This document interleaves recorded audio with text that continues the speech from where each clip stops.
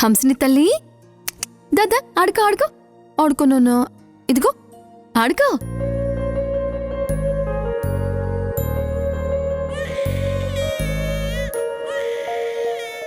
ఏమైంది నాన్న? ఎందుకు ఏడుస్తున్నావు? ఏడవకు తల్లి. ఇదిగో చిన్న పనుంది, అయిపోగానే వచ్చేస్తా, సరేనా? ఏడవకు నాన్న, అయిపోయిందిగా, అమ్మ వచ్చేస్తుందిగా. ఏడవకు తల్లి, ఏడవకు తల్లి. దీంతో ఆడుకో. చూడు చూడు ఎంత బాగుందో చూడు. చిచ్చి, ఇదిగో అమ్మ బట్టలు మడత పెట్టి వచ్చేస్తుంది, సరేనా? నందా, కొంచెం పాపనెత్తుకోవా, ఏడుస్తోంది.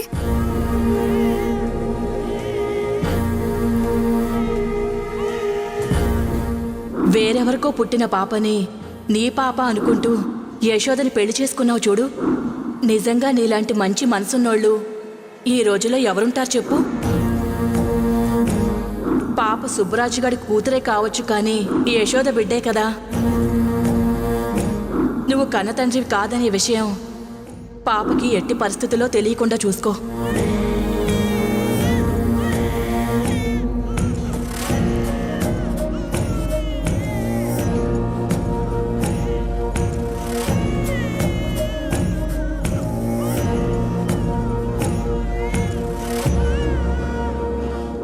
వేరెవరికో పుట్టిన పాపని నీ పాప అనుకుంటూ యశోదని పెళ్లి చేసుకున్నావు చూడు.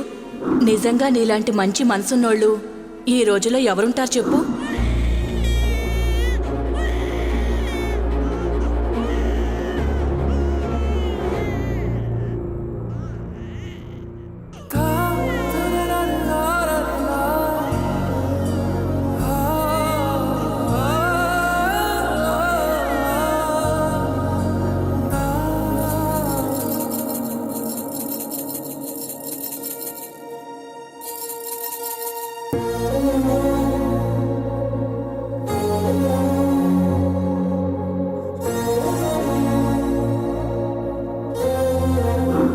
యశోదకి సుబ్బరాజుకి పుట్టిన కూతుర్ని నువ్వు యాక్సెప్ట్ చేయలేకపోతున్నావు కదా.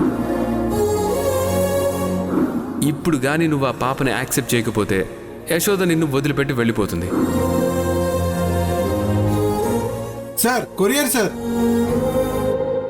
కొరియర్ వచ్చినట్టుంది, నేను వెళ్ళి తీసుకొస్తాను. యశోద, నువ్వు పాపను ఆడించు, నేను వెళ్ళి కొరియర్ తీసుకుంటాను.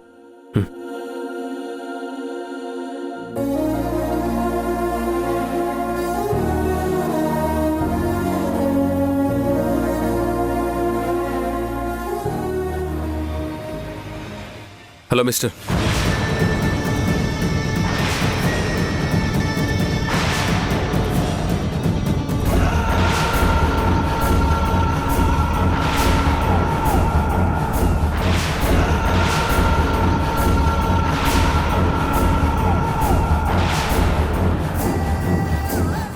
హాయ్ నందు, ఎలా ఉన్నావు? నువ్వు బాగానే ఉంటావులే. ఇంతకీ నా కూతురు ఎలా ఉంది?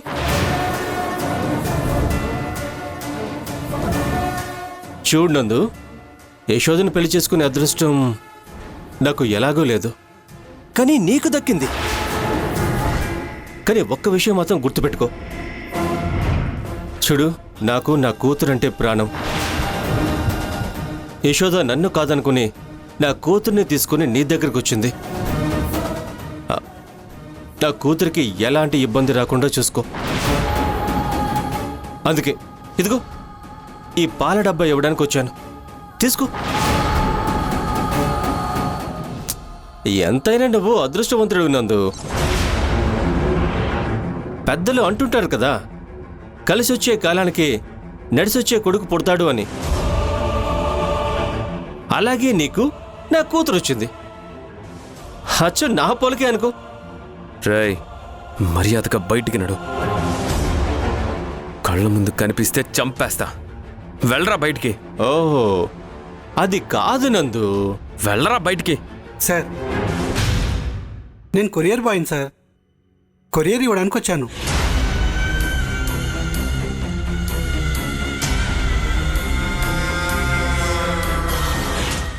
Sorry brother. ఏమైంది సార్? ఎవరనుకున్నారు నన్ను? అలా అరిచేశారు? ఏం లేదులే, ఇటివ్వు. Sir OTP sir. 9041. Okay sir, thanks sir. Thank you.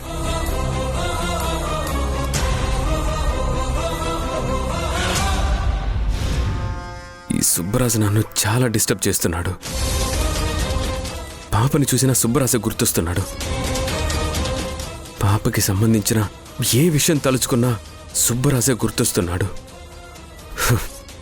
పిచ్చెక్కిపోతుంది.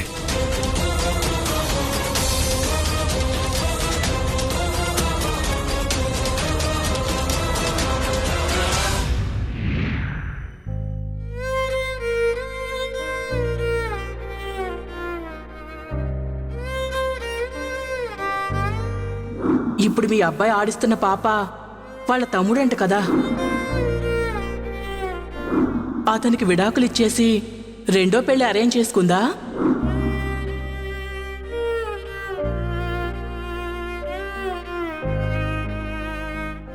ఏంటి అంత సీరియస్గా ఉన్నారు? దాక్షాయని, మనిద్దరి పెళ్ళైనప్పటి నుంచి చూస్తున్నాను. మొదట్లో నువ్వు మనసులో ఏది పెట్టుకోకుండా మొహమాటం లేకుండా మాట్లాడేదానివి. నీలో ఆ గుణం నాకు చాలా బాగా నచ్చేది. అన్నిటికీ మించి మన కుటుంబం కోసం నువ్వు ఏం చేయడానికైనా సిద్ధపడతావు. ఆ గుణం కూడా నాకు బాగా నచ్చేది. కానీ రాను రాను నువ్వు చాలా దారుణంగా మారిపోతున్నావు తెలుసా? అది నీకు కూడా అర్థమవుతుందో లేదో అనిపిస్తుంది. ఇప్పుడు మీరు దేని గురించి మాట్లాడుతున్నారు? ఆ యశోద గురించా? యశోద గురించి కాదు, యశోదకు పుట్టిన పాప గురించి. అపం శుభం తెలియని ఆ పసికందు మీద నీకు అంత ద్వేషం ఎందుకు? అంత కోపం ఎందుకు? అంత పగెందుకు? చూడండి, నాకు ఎవరి మీద పగ, ద్వేషం, కోపం పెంచుకోవాల్సిన అవసరం లేదు. మీరే చెప్పారు కదా, నాకు నా కుటుంబమే ముఖ్యం. నా కుటుంబం కోసం నేనెంత దూరమైనా వెళతాను, ఎంతకైనా తెగిస్తాను. ఇప్పుడు కూడా నా కొడుకు భవిష్యత్తు గురించి ఆలోచించే నేను వాళ్లతో ఇలా ప్రవర్తిస్తున్నాను. ఇప్పుడు నీ కొడుకు ఏమైందని? బంగారం లాంటి భార్య వచ్చింది. సొంత తల్లిదండ్రులాగా అత్తమామను చూసుకునే కోడలొచ్చింది. దాంతో పాటు దాని కూతురు కూడా వచ్చింది. ఆ విషయం గురించి మాట్లాడరేంటి మీరు? రేపొద్దున కొత్తగా పెళ్ళైన కొడుకు భార్యతో బయటకు వెళితే వాళ్లతో పాటు ఆ పాపను కూడా తీసుకెళ్లాల్సి వస్తుంది. అది చూసి నలుగురు ఏమనుకుంటారు? ఎవరికో పుట్టిన బిడ్డని తన బిడ్డలా చూసుకుంటున్నాడు, అసలు వీడే మగాడ్రా అని ఖచ్చితంగా వాణ్ణి అంటారు. నలుగురు నాలుగు మాటలు అంటారు, అవమానిస్తారు. అవేవీ నా కొడుకు పడకూడదనే, ఈ బాధలన్నీ అనుభవించకూడదనే ఆ ఒకే ఒక్క ఉద్దేశంతో నేను ఆ పాపని ఇంట్లో ఉండడానికి ఇష్టపడడం లేదు. సరే, యశోద పాప యశోద దగ్గర కాకుండా ఇంకెక్కడుంటుంది? అసలు నువ్వు ఆ పాప జీవితాన్ని ఏం చేద్దాం అనుకుంటున్నావు? అసలు ఆ పాపను ఏం చేద్దాం అనుకుంటున్నావు? అలా అన్నారు, బావుంది. నా కొడుకు తను ప్రేమించిన అమ్మాయితో ఆనందంగా ఉండాలన్నా, నేను మనస్ఫూర్తిగా యశోదని నా కోడలిగా అంగీకరించాలన్నా ఆ పాప ఇంట్లో ఉండకూడదు. అలా అని ఆ పాపని అనాథాశ్రమంలో వదిలిపెట్టాలని నేను అనను. పాపకి బంగారం లాంటి భవిష్యత్తు ఇచ్చేవాళ్ళ దగ్గర పెట్టమంటున్నాను. ఎవరి దగ్గర? యశోద గురించి పూర్తిగా తెలిసిన నువ్వే ఆ బిడ్డని అంగీకరించకపోతే పరాయి వాళ్ళు ఎవరైనా యశోద బిడ్డని ఎలా చూసుకుంటారు చెప్పు? అలాంటి వాళ్ళు ఎవరున్నారు? ఉన్నారు. ఎవరంటే నీరజ.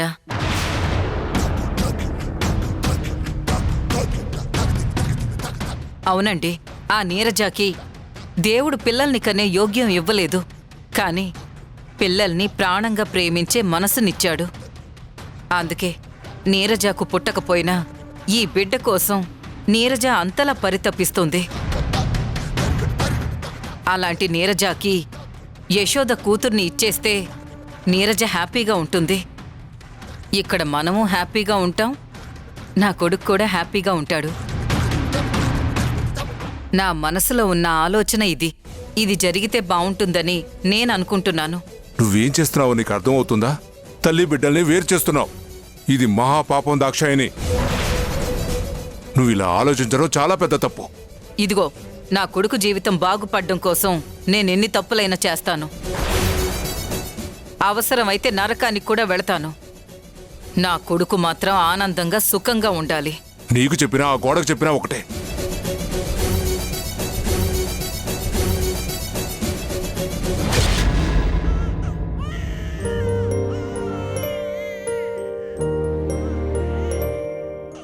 హంసిని తల్లి, ఏమైంది బంగారు తల్లి? ఎందుకు ఏడుస్తున్నావు? అమ్మని నేను ఇక్కడే ఉన్నాను కదా.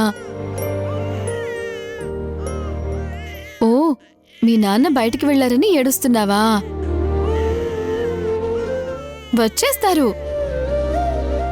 మీ నాన్నకి పార్సల్ వచ్చినట్టుంది, అది తీసుకురావడానికి వెళ్లారు. వచ్చేస్తారమ్మా. ఓ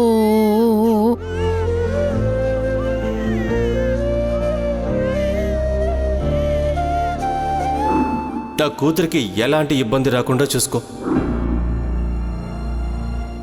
నీకోసం ఒక పాట పాడినా హాయిగా బుజ్జింటావా?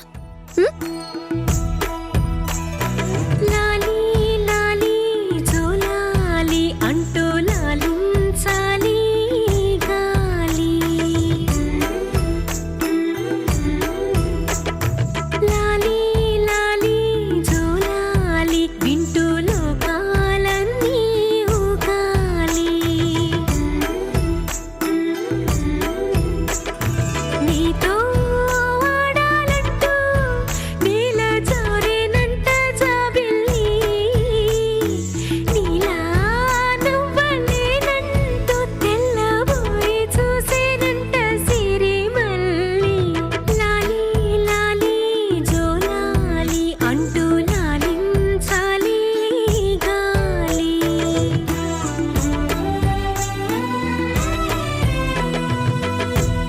నువ్వెప్పుడూ నవ్వుతూ ఉండాలి బంగారు తల్లి.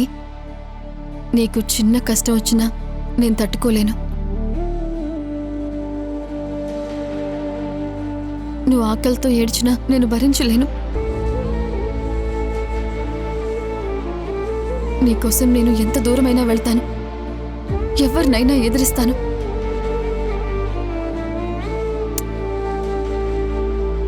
ఇక నుంచి నేను బ్రతికేదే నీకోసం.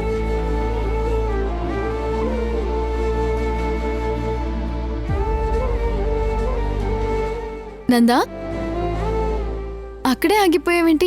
లోపలికి రా.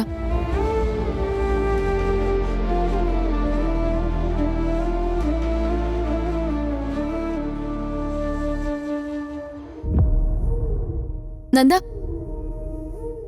ఒక్క 5 minutes పాపని చూసుకుంటావా? నేను పాలు కాచుకొని వస్తాను. లేదు, పాప ఏడవట్లేదు కదా, నేను బయటికి వెళ్తాను. నాకు పనుంది. ఒక్క 5 minutes నందా. చెప్పాను కదా యశోద, నాకు పనుందని. నాకు ఇలాంటివన్నీ పెట్టకు.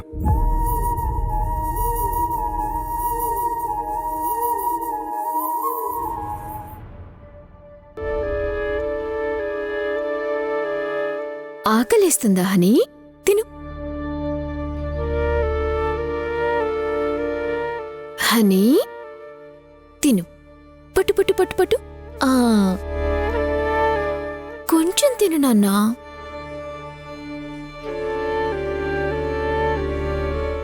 ఏంటి నాన్న సరిగా తినటం లేదు? కొంచెం తిను. లేకపోతే మళ్ళీ నువ్వు భోజనం తిన్నాక వెంటనే ఆకలేస్తుంది, సరిగా నిద్ర కూడా పట్టదు.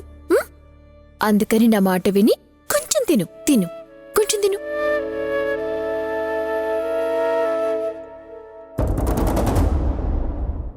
ఇరుగు దిష్టి, పొరుగు దిష్టి, నా దిష్టి, అమ్మమ్మ దిష్టి, నాన్న దిష్టి అంతా పోవాలి. Good girl. శుభ్రంగా తినేసింది. ఇంక బజ్జుందమ్మా?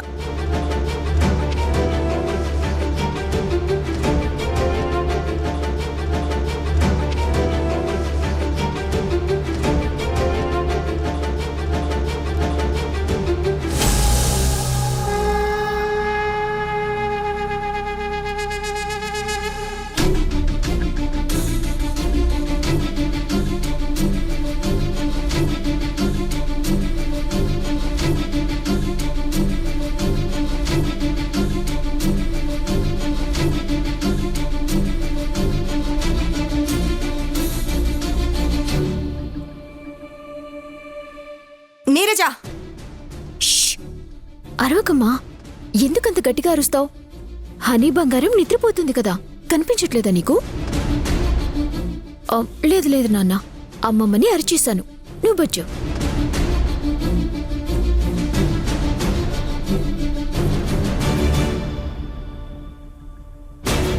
నీరజా, భోంచేద్దాంరా, నాకు ఆకలిగా ఉంది.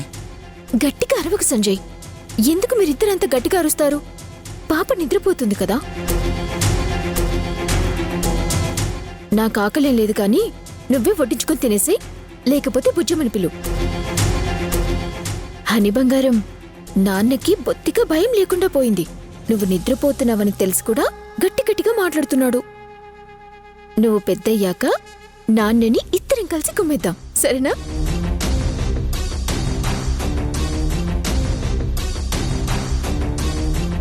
చూశారు కదా అత్తయ్య, మీ కూతురు ఎలాంటి పరిస్థితుల్లోకి వచ్చేసిందో. పిచ్చిదైపోతుంది అత్తయ్య. నీరజని ఇలాంటి పరిస్థితుల్లో చూస్తానని నేను కళ్ళ కూడా అనుకోలేదు. మీ పుణ్యమా అని ఈరోజు చూస్తున్నాను. ఇప్పటికే సగం పైన పిచ్చిదైపోయింది.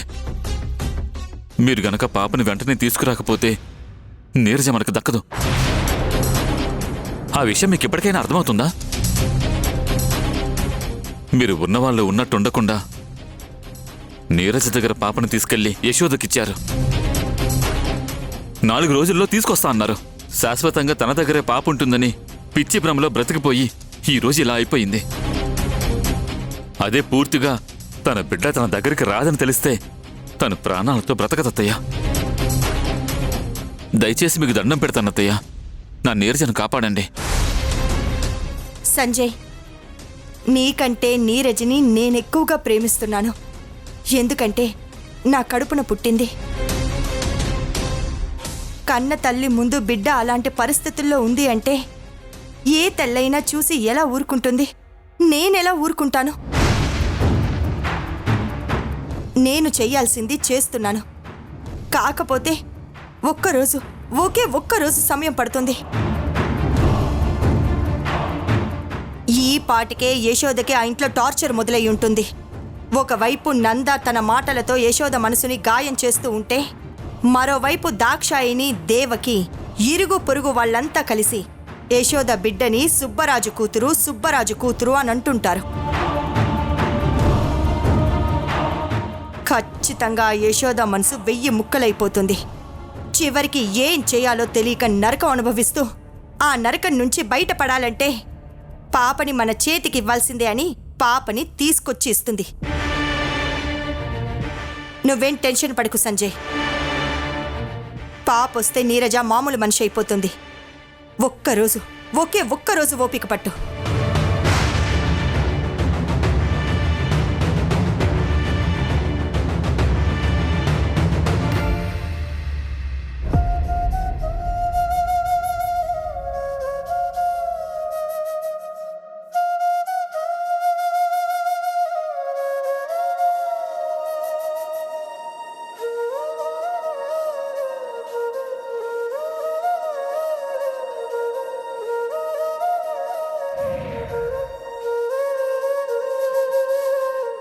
ఇంతకీ నా కూతురు ఎలా ఉంది?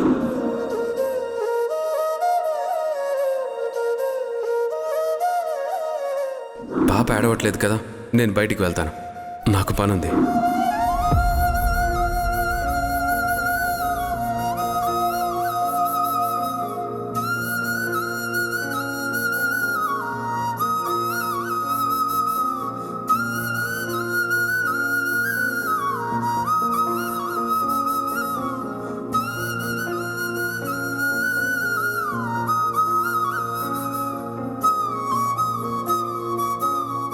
యశోద నా మీద ఎంత కోపడ్డా నేను బాధపడకూడదు.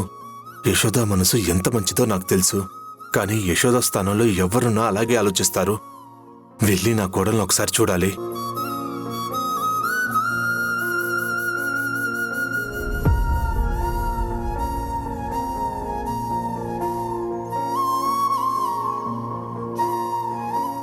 రామదు, రా కూర్చో.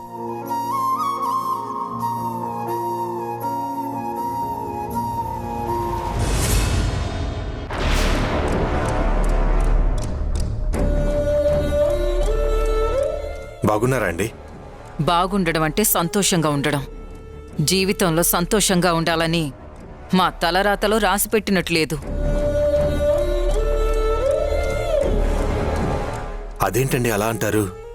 ఏమైంది? ఎందుకొచ్చావు?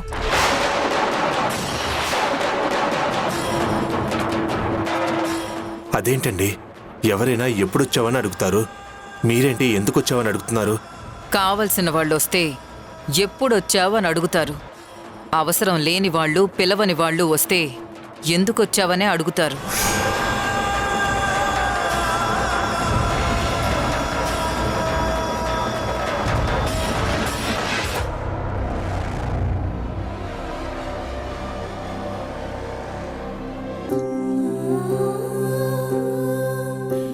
నువ్వు నందుతో ఒకసారి మనసు విప్పి మాట్లాడమ్మా. నందా, నీకు పాప మీద కోపమా, నా మీద కోపమా?